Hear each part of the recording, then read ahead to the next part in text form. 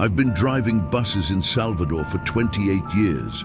I know every street in this city, every pothole, every corner where you have to slow down because someone will step into traffic without looking. I've driven morning shifts, afternoon shifts, evening shifts, but for the last 6 years I've been on the night shift, midnight to 6 a.m. The graveyard shift, we call it. And after what I've discovered, that name feels more accurate than it should. My name is Carlos Santos. I'm 51 years old. I drive the 305 line. It runs from Lapa in the historic center all the way out to the Suburbio Ferroviario, the working-class neighborhoods along the bay. During the day, that bus is packed, standing room only, people going to work, going home, students, vendors, families. But at night, between midnight and dawn, the 305 is almost empty. Maybe 10 passengers on a good night, sometimes fewer. Sometimes I drive the entire route with just 2 or 3 people on board. You get to know the regulars on the night shift, the nurses finishing their shifts at the hospital, the security guards heading to work, the cleaning ladies going to office buildings in the city center, the prostitutes heading home. You learn their faces, their stops, their routines, and you notice when something changes, when someone stops taking the bus, when someone new appears. In March 2019, I started noticing something strange. There was a group of passengers I'd never seen before. 7 of them. They'd get on at different stops along the route, never together, always alone, and they'd sit in silence, never talking, never looking at their phones, just sitting, staring straight ahead. At first I thought they were just tired. Night shift workers are often exhausted, zoned out, but these people were different. Their stillness was too complete, too perfect, and there was something else. I never saw them get off. I'd finish the route, reach the final stop. The bus would empty, and when I'd do my walkthrough to make sure no one was left behind, the bus would be completely empty. But I was certain those 7 people had gotten on. I'd seen them board. I'd watched them in my rearview mirror. So where did they go? At first I thought I was just tired. Working nights messes with your brain. You start seeing things that aren't there, missing things that are. I figured I was nodding off for seconds at a time, missing the moments when passengers got off. But it kept happening. Night after night, the same 7 people getting on at their stops, sitting in silence, and disappearing before the end of the route. I started paying closer attention, watching them specifically, making mental notes of where they sat. And that's when I noticed the pattern. They always sat in the same seats. The woman in the blue uniform always sat in the 5th row on the left. The older man with the limp always sat in the 8th row on the right. The young guy with the backpack always sat near the back exit. Same people, same seats, every single night. And they never moved, never shifted position, never looked around. Just sat, perfectly still, staring at nothing. I mentioned it to other drivers during our breaks, asked if anyone else on the 305 night shift had noticed strange passengers. Most of them laughed, said I was seeing ghosts. One driver, an older guy named Adamir, who'd been driving longer than I had, didn't laugh. He looked at me seriously and said, "You're driving the 305 midnight route?" I nodded. "Be careful," he said. "That line has a history." "What kind of history?" "Ask someone who's been around longer than me. I only know rumors, but they say that line isn't right, that something happened years ago and it never got fixed." He wouldn't say more. I tried asking other drivers. Most didn't know what I was talking about.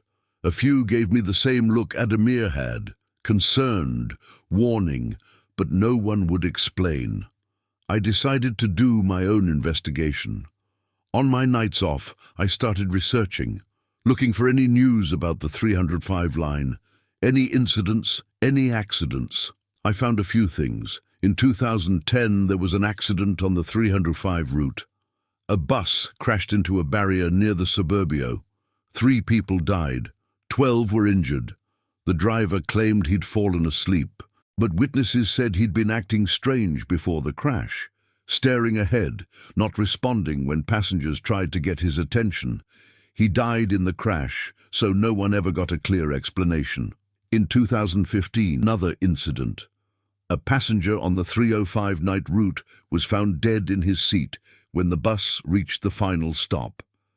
The driver said the man had been alive when he boarded, just sitting quietly like all the other passengers. But when they tried to wake him at the end of the route, he was dead, no visible cause. The autopsy said it was a brain aneurysm, sudden, unpredictable. But there were 5 other similar deaths on the 305 line between 2015 and 2018. Always night shift, always passengers who'd been sitting quietly, always sudden deaths with no clear cause. The Transit Authority investigated. They checked the buses for carbon monoxide leaks, for electrical problems, for anything that could cause sudden medical emergencies. They found nothing. The buses were safe. The deaths were ruled coincidental. Bad luck. Just people who happened to have medical emergencies while riding the 305. But I didn't believe in that much coincidence. I started keeping a notebook. Every night I'd write down everything I noticed, who got on, where they got on, where they sat, whether they got off, and if I couldn't confirm they got off, I'd mark them as disappeared. Within 2 weeks, I had a clear pattern. The same 7 people appeared every single night, Monday through Friday. They'd board at their specific stops, sit in their specific seats, and disappear before the final stop. But on weekends, when I wasn't driving, I didn't know if they appeared for other drivers. I decided to test something. One night in April 2019, when the woman in the blue uniform got on at her usual stop, I watched her carefully in the mirror. She paid her fare with exact change, moved down the aisle, sat in her usual seat, 5th row left side, and then she just sat, perfectly still. I called out to her, "Senora, você está bem? Ma'am, are you okay?" She didn't respond, didn't move. I called again, louder, nothing. We reached the next stop. More passengers got on. They walked past her. Didn't seem to notice anything unusual. I kept driving, kept watching her in the mirror. For 40 minutes she didn't move, didn't blink, didn't shift in her seat, just sat. And then, somewhere between Ribera and São Tomé de Paripe, I glanced at the mirror and she was gone. The seat was empty. I hadn't stopped between those points. No one could have gotten off. But she was gone. I pulled over immediately, turned on the interior lights, walked down the aisle checking every seat, every corner, the bathroom, nothing. She was gone. The other passengers looked at me like I was crazy. "What's wrong?" one of them asked. "Did you see the woman who was sitting here?" I pointed to the 5th row seat. "She left at the last stop," the passenger said. "I saw her get off." "We didn't stop." "Yes, we did. You stopped at Ribera. She got off there." But I knew I hadn't stopped at Ribera. I'd driven straight through because no one had pulled the cord. I was certain, but the passenger was equally certain I had stopped, and that the woman had gotten off. I checked my memory, tried to replay the last 20 minutes in my mind, and I couldn't be sure. Had I stopped? Had I somehow missed it? Was I losing time? I went to see a doctor, told him I was having memory problems, losing track of time while driving. He ran tests, checked for epilepsy, for mini-strokes, for neurological problems. Everything came back normal. He said I was probably just exhausted. That night shifts were hard on the body and brain, that I should consider switching to day shifts. But I didn't want to switch. I wanted to understand what was happening. In May 2019, I tried something different. I asked a friend, a guy named Davi, who worked security at one of the hospitals, to ride the 305 with me one night, just as a passenger. I wanted a witness, someone who could confirm what I was seeing. He agreed. He got on at Lapa at midnight, paid his fare like a normal passenger, and sat near the front where we could see each other. As we drove the route, the 7 regular passengers got on, one by one, at their usual stops, sitting in their usual seats. Davi didn't seem to notice anything unusual about them. When we reached the end of the route, I asked him, "How many passengers got off?" He thought about it. "I don't know. Maybe 5 or 6, I wasn't counting. Did you see the woman in the blue uniform get off? She was sitting in the 5th row. He looked confused. What woman in a blue uniform? I didn't see anyone in a blue uniform. She got on at the 3rd stop, sat in the 5th row. You walked right past her. Carlos, I didn't see anyone there. That seat was empty the whole time. I felt my stomach drop. You're saying no one was sitting in the 5th row? That's what I'm saying. Are you okay? You look pale. I didn't know how to respond. Either I was hallucinating these passengers or Davi couldn't see them. Either way, something was very wrong. I started doing research into hallucinations, collective hallucinations, shared psychosis. I wondered if something about the 305 route was causing hallucinations, maybe carbon monoxide that the tests hadn't detected, maybe electromagnetic fields from the power lines, maybe something in the air. I bought a carbon monoxide detector and kept it on the bus. It never went off. I bought an EMF meter. Nothing unusual. I was running out of rational explanations. In June 2019, I decided to confront one of the passengers directly. When the young guy with the backpack got on, I waited until we were between stops. Then I stood up from the driver's seat, put on the emergency brake, and walked back to where he was sitting. The other passengers looked alarmed. "What are you doing?" someone asked. "Just checking something," I said. I approached the young guy. He was sitting in his usual spot, backpack on his lap, staring straight ahead. "Excuse me," I said. "Can you hear me?" No response. I reached out to touch his shoulder. My hand went through him, not like he was a ghost, like he was a projection, a hologram. My hand passed through empty air where he appeared to be sitting. I jerked back. The other passengers were staring at me. "What's wrong with you?" someone asked. "You're standing in the aisle talking to an empty seat. You don't see him, the guy sitting here." Multiple passengers shook their heads. "There's no one there, motorista. You're scaring us." I returned to the driver's seat. My hands were shaking. I'd seen him, clear as day, solid, real. But my hand had passed through him, and no one else could see him. I was either having a psychotic break or something impossible was happening on this bus. The next day, I went to the Transit Authority headquarters. I asked to speak to someone in management. I was eventually directed to a woman named Dr. Coelho. She worked in operations management. I told her about the passengers I was seeing, about how they appeared solid to me, but invisible to others, about how they seemed to disappear before the end of the route. She listened without interrupting. When I finished, she was quiet for a long time. Then she said, "Señor Santos, how long have you been driving the 305 night shift?" 6 years. "And you just started noticing these passengers in March?" "Yes." "Did anything change in March? Any modifications to the bus? Any new procedures?" I thought about it. "We got new buses. The 305 line got upgraded vehicles in February, new models with better air conditioning and updated interiors." She made a note. "What do you know about the air conditioning system?" "Just that it works better than the old buses, keeps the temperature more stable." "Has anyone else reported seeing unusual passengers?" "Not officially, but some drivers have hinted that the 305 line has problems. No one will give specifics." Dr. Coelho stood up. "Señor Santos, I'm going to ask you not to discuss this with anyone. Can you do that?" "Why?" "Because if what you're experiencing is real, it's a serious problem. And if it's not real, if it's a perceptual issue caused by something in the new buses, that's also a serious problem. Either way, we need to investigate quietly. We can't cause panic." "What do you think is happening?" She hesitated. "I think the new air conditioning system might be releasing something, a gas or chemical that's causing hallucinations. We've had issues with the manufacturer before, defective components. This might be another defect. So I'm not crazy. You're not crazy, but you need to stop driving that route until we investigate. I'm putting you on administrative leave. Paid. You'll be reassigned to a different line when you come back." I should have felt relieved, but I didn't. Because if the air conditioning was causing hallucinations, why were the hallucinations so consistent?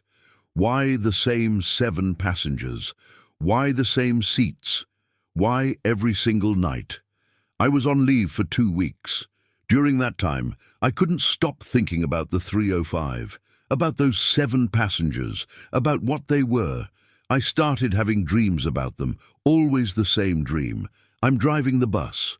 The 7 passengers get on, they sit in their seats. And then they all turn to look at me at the same time. Their faces are blank, empty. And they say in unison, "We can't get off. We can't get off. We can't get off." I'd wake up in a sweat.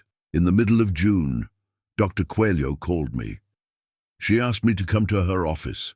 When I arrived, she looked tired, stressed. "We investigated the air conditioning system," she said. "We found something." "What?"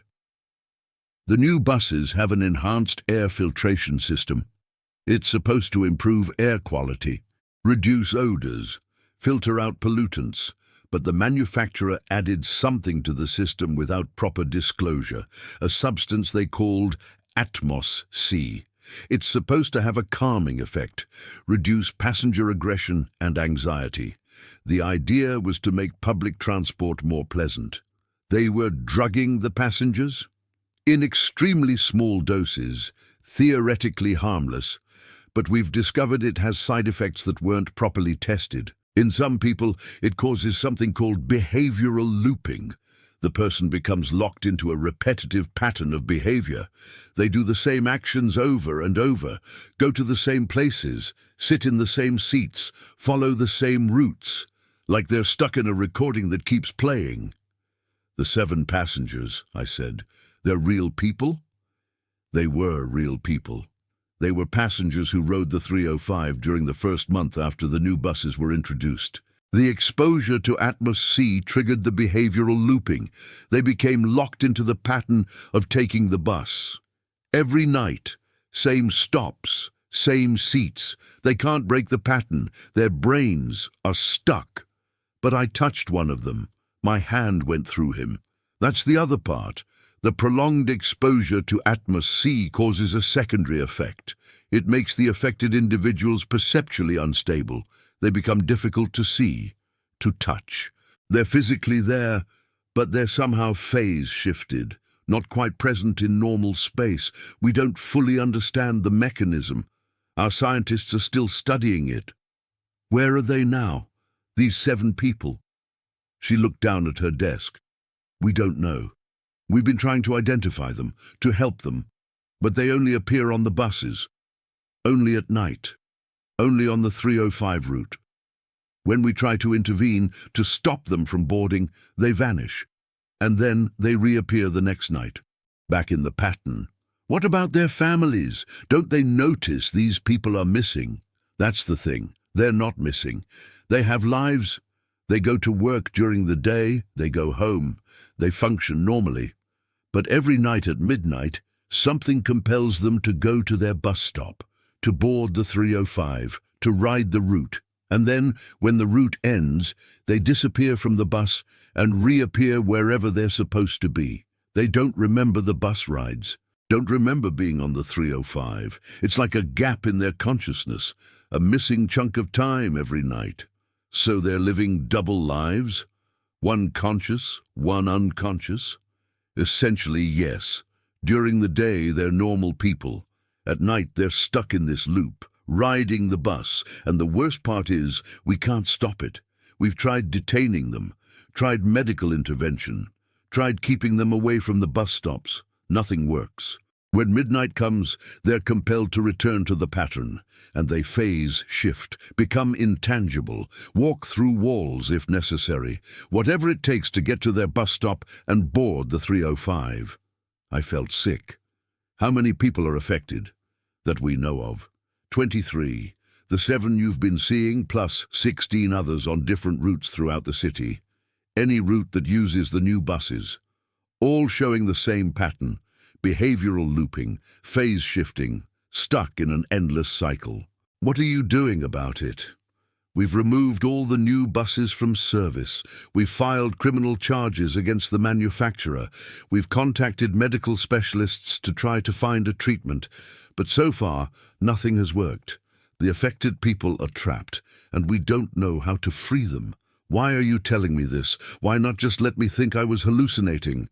Because you're not the only driver who's noticed, and we need drivers who understand what's happening, who won't panic, who can help us monitor the affected individuals. You've proven you can see them, even when others can't. That might be useful. She offered me my job back. Same route, same shift. But now with the understanding that I'd be documenting the passengers, watching them, reporting any changes, I should have said no, should have quit, should have walked away from the 305 and never looked back.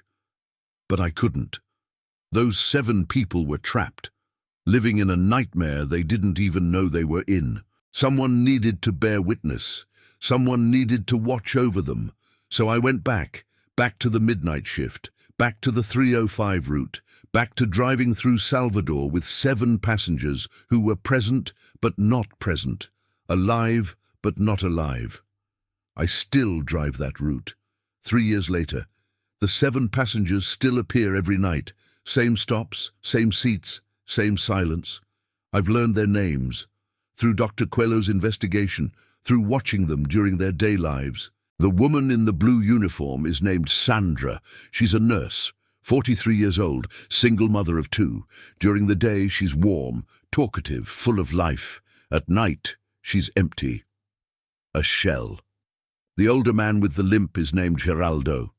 He's 68, retired dock worker. He has grandchildren who love him. During the day, he plays with them in the park. At night, he boards the 305 and sits in silence. The young guy with the backpack is named Lucas. He's 25, engineering student, dreams of building bridges. During the day, he's brilliant, passionate about his studies. At night, he's a ghost riding a bus that goes nowhere. I know all 7 of them now. I've watched them for 3 years. Watched them live their day lives. Watched them board my bus every night. Watched them sit in their seats and stare at nothing, and I've watched them fade, because that's what's happening. The phase shifting is getting worse. They're becoming less and less present, harder to see, harder to perceive. Dr. Coelho says it's progressive, that eventually they'll phase shift completely, disappear from our reality altogether, go somewhere we can't follow, somewhere we can't reach them. She says it might happen this year, that we're losing them, and there's nothing we can do. The manufacturer of Atmos C went bankrupt. The chemical formula was destroyed in legal proceedings. No one knows how to reverse the effects because no one fully understands how it works. The 23 affected people are the only test subjects, and they're disappearing. I think about stopping, about quitting, about not having to watch these people fade away night after night. But if I quit, who will witness them? Who will remember that they were here? Who will document their slow erasure from reality? So I keep driving, every night. Midnight to 6 a.m., the 305 route from Lapa to the Suburbio, and every night, 7 passengers get on. 7 people who are trapped in a loop created by corporate negligence and untested chemicals. 7 souls who are stuck between being and not being. I watch them in my rear-view mirror. I mark the date and time in my notebook. I bear witness. Because that's all I can do. I can't save them, can't free them, can't even comfort them because they don't know they need comforting. But I can see them. I can remember them. I can make sure that when they finally disappear completely, someone will know they existed. Someone will know they were trapped. Someone will know they deserved better. Last week, Sandra didn't appear. For the first time in 3 years, she wasn't at her stop. Her seat remained empty all night. Dr. Coelho called me the next morning. She'd checked on Sandra. The woman was fine, going about her day normally. But she had no compulsion to board the bus anymore. The looping had stopped. Did she phase shift completely? I asked. No, Dr. Coelho said. She just stopped. The pattern broke. Is that good? We don't know. She might be cured. Or the phase shifting might have progressed to a point where she's no longer in our reality at all. Even in that liminal state, she might be gone and we just can't tell. I don't know which is worse, watching them trapped in the loop, or watching them disappear from the loop. Either way, I'm losing them. We all are. The other 6 still appear. Every night. For now. But I wonder how long before they stop too. How long before the 305-night route is empty again? How long before I'm driving through Salvador with no phantom passengers, no witnesses to witness, no loops to document? And when that happens, what do I do? Do I tell their families what happened to them, that for 3 years their loved ones were riding a bus every night without knowing it? That they were trapped in a nightmare caused by a chemical that was supposed to make public transport more pleasant? Do I explain that they might have disappeared from reality completely, that they might be somewhere we can't reach or understand? Or do I stay silent? Let their families believe nothing happened. Let Sandra and Geraldo and Lucas and the others just continue their lives without ever knowing they lost 3 years to an invisible loop. I don't have answers. All I have is this: my testimony, my witness, my documentation of what happened on the 305-night bus in Salvador between 2019 and 2022. 7 people were trapped. 7 people are disappearing, and I'm the only one who sees them clearly, who knows their names, who watches over them every night. My name is Carlos Santos. I'm 51 years old. I've been driving buses in Salvador for 28 years, and for the last 3 years I've been the guardian of 7 souls who are stuck between here and somewhere else. I don't know how much longer I'll have them. I don't know if they'll disappear completely, or if they'll be freed, or if they'll be trapped forever in a loop that no one else can see. All I know is that tonight, at midnight, I'll start my shift. I'll drive the 305 route from Lapa to the Suburbio. And if they appear, if those 6 remaining passengers board at their stops and sit in their seats, I'll watch over them. I'll note the time. I'll bear witness. Because someone has to. Someone has to remember that they were here, that they mattered, that they deserved better than to be test subjects for a chemical that promised calm and delivered erasure. The buses run every night in Salvador. The 305 line continues its route. And 6 people, maybe 7, maybe more, are riding those buses in a state between being and not being, seen by some, invisible to others, trapped in a loop that can't be broken and can't be explained. I see them, I remember them, and I'll keep driving, keep watching, keep documenting until they're gone, or until I understand what happened to them, or until someone, somewhere, figures out how to bring them back. The night buses of Salvador carry more than passengers. They carry ghosts, not of the dead, but of the living. People who are still here but not quite here, present but absent, alive but fading. And I'm the driver who sees them, who knows them, who refuses to let them disappear without witness. My name is Carlos Santos. This is my testimony. This is the truth about the 305 line. This is what happens when corporations put profit over safety, when chemicals are tested on unknowing populations, when people become experiments without consent. 7 people paid the price. Maybe more we don't know about. And I'm the one left to watch them fade, to document their disappearance, to ensure they're not forgotten.